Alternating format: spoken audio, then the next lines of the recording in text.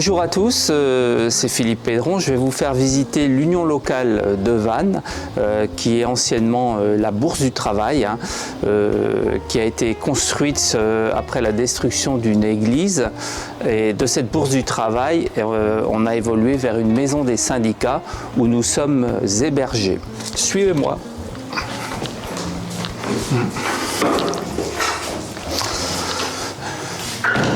Donc l'union locale de Vannes, c'est là que le syndicat Force ouvrière reçoit des salariés. C'est aussi là qu'il vit et qu'il travaille. Le but, c'est qu'il soit le plus pleinement présent sur l'ensemble des plages horaires, car les salariés se présentent quand ils le peuvent et nous devons répondre à leurs attentes. Voilà.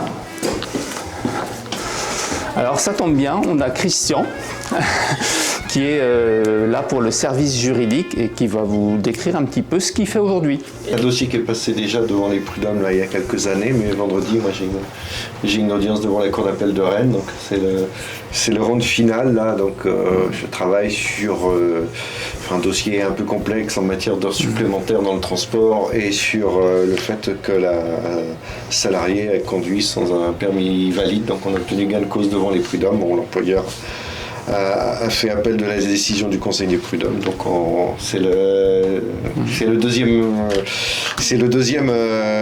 fois que je vais aller plaider ce dossier. Bon, moi j'ai bon espoir puisqu'on a déjà gagné ce genre de dossier devant la cour d'appel et devant la cour de cassation. Donc voilà. Donc là, moi je profite d'être à l'UL de Vannes puisque ce matin j'avais un bureau de conciliation et d'orientation devant le Conseil des prud'hommes là pour une salariée du particulier employeur. Là, quelqu'un qui faisait du ménage chez un particulier employeur et qui effectivement contestait la nature de la rupture de son contrat de travail. Là, on est tombé effectivement sur un accord représentant 3 mois de salaire plus la délivrance de documents de fin de contrat, conformes.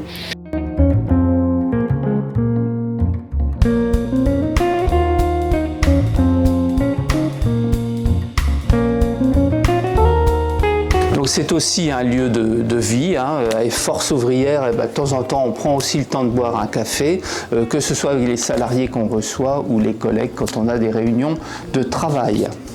Donc on a bien sûr des bureaux où on reçoit les salariés et où également on prépare nos dossiers.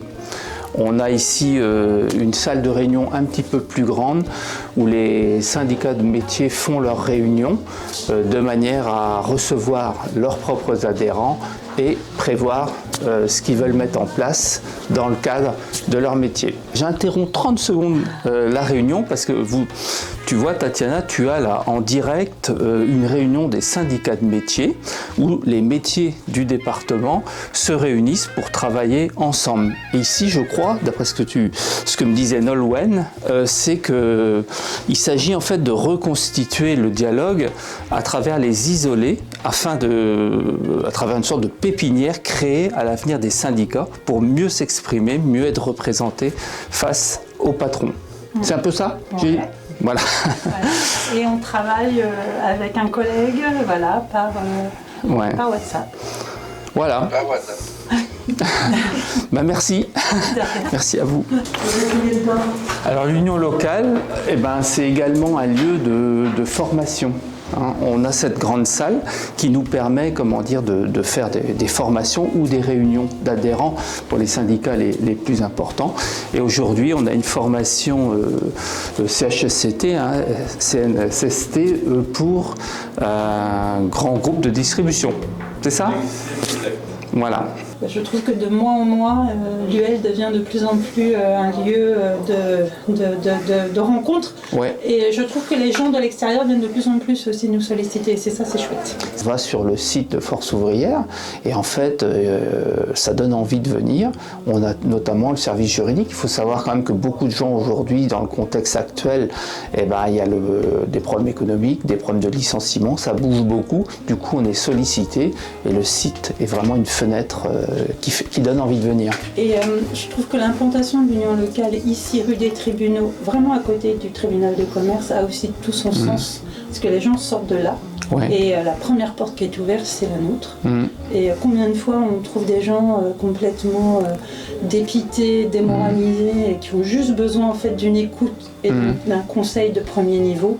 Ouais. Et ils repartent avec une réponse, alors qu'au tribunal de commerce, ils étaient décontenancés par ce qu'ils y ont entendu, quoi. Et je trouve que là, on a vraiment un rôle à jouer de conseiller en fait du salarié, mais de premier niveau. Ouais. Je trouve ça vachement intéressant. Aussi pour mission de développer la FOC, qui est, comment dire, dans chaque carte de syndiqué, on a également une partie qui défend le droit des consommateurs. Ça s'appelle la FOC, c'est une véritable association de consommateurs, et de plus en plus on va tenir des permanences régulières de manière à développer la FOC dans le département, puisque encore une fois c'est un droit et c'est une possibilité qui est offerte aux adhérents de Force ouvrière.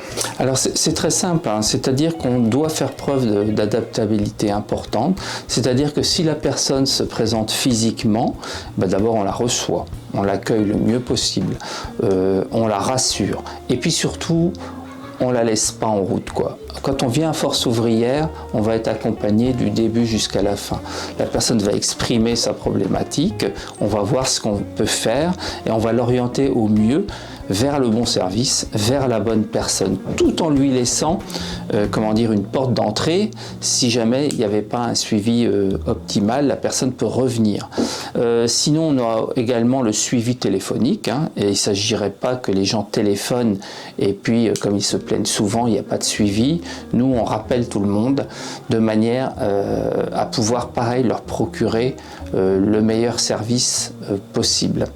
Donc à terme, c'est d'être omniprésent sur des plages horaires accessibles pour tous, de manière à ce que des gens qui sont dans la difficulté puissent tout de suite trouver le niveau attendu d'écoute. Il faut quand même savoir que quand on se présente au conseil des prud'hommes, en général l'employeur lui a un avocat, mais vous pouvez être défendu par un syndicat. Alors il n'y a que la cotisation syndicale, et la cotisation syndicale dont 66% est déductible d'impôts. Donc en fait, votre dossier va être pris juridiquement pour une quarantaine d'euros, entre 40 et 50 euros, alors qu'un avocat facture souvent à la pièce, au traitement, et ça coûte très cher, quoi. C'est plusieurs milliers d'euros. Donc évidemment, le salarié a tout intérêt à utiliser les services d'un syndicat. Alors c'est vrai, il y a aussi une convention juridique qui est mise en place entre le syndicat et le salarié, mais le salarié ne prend aucun risque, puisque s'il perd, il n'a pas de frais, et il a des frais que s'il gagne. Donc il a tout intérêt à choisir la défense syndicale, qui est de même niveau, de même qualité que la prestation d'un avocat.